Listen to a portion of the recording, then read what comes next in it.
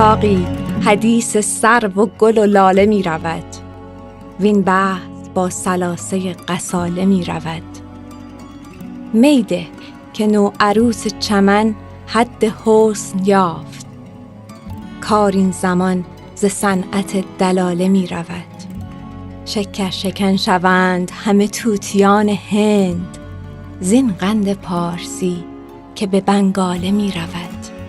طی مکان ببین و زمان در سلوک شعر، کین طفل یک شبه ره یک ساله می رود.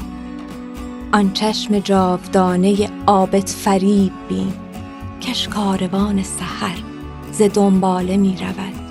از ره مرو به عشوه دنیا کین عجوز، مکاره می نشیند و محتاله می رود.